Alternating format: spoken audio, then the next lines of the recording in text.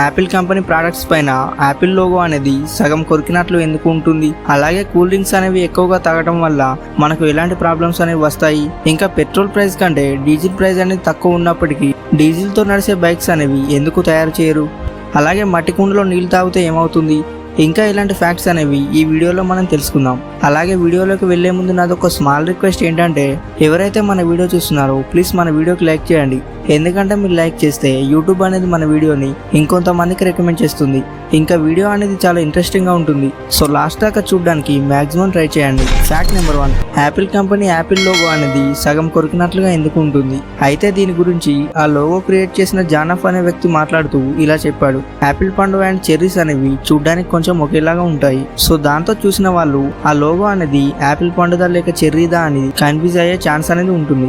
So అలా confuse కాకూడదని ఈ యాపిల్ లోగోని సగం కొరికినట్లుగా క్రియేట్ చేశాడు. అండ్ దీనివల్ల అది యాపిల్ లోగో అని చూసే వాళ్ళకి చాలా సింపుల్ గా అర్థమవుతుంది. ఫ్యాక్ట్ నెంబర్ 2, మట్టి కుండలో నీళ్లు తాగితే ఎందుకు మంచిది? అయితే నార్మల్ గా ఈ కాలంలో మట్టి కుండల్ని ఎవరు యూజ్ చేయట్లేదు. కానీ వాస్తవానికి మట్టి కుండలో నీళ్లు తాగడం అనేది మన ఆరోగ్యానికి చాలా మంచిది.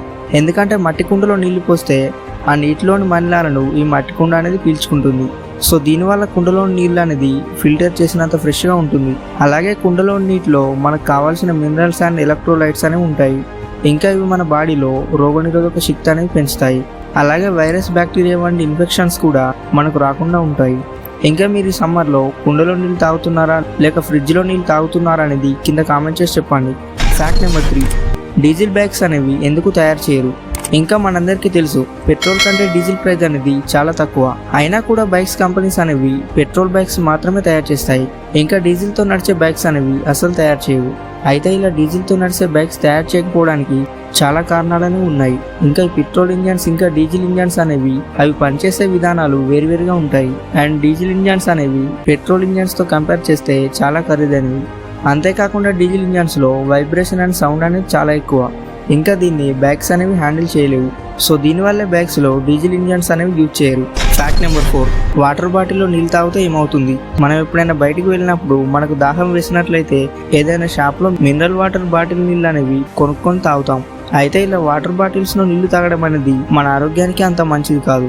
ఎందుకంటే కొన్ని పరిశోధనలో ఊహించని నిజాలు అనేవి బయటపడ్డాయి. అయితే కొన్ని వాటర్ బాటిల్స్ని తీసుకొని పరిశోధన చేస్తే దానిలో ఉన్న 90% వాటర్లో ప్లాస్టిక్ రేణువులు అనేవి ఉన్నాయి. అయితే బయట షాప్స్లో కొనుక్కునే వాటర్ బాటిల్స్లో నీళ్ళు అనేవి కొన్ని రోజుల తరబడి అలాగే ఉంటాయి. అండ్ దానివల్ల ఇలా ప్లాస్టిక్ రేణువులు అనేవి ఆ వాటర్లో ఉంటాయి.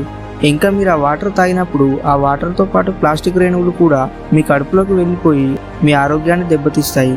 సో అందుకే ఎప్పుడైనా కానీ బయటకు వెళ్ళినప్పుడు బయట దొరికే వాటర్ బాటిల్స్ కొనుక్కొని అసలు తాగకండి. ఫ్యాక్ట్ నెంబర్ 5, ఎక్కువసేపు బ్రష్ చేస్తే ఏమవుతుంది?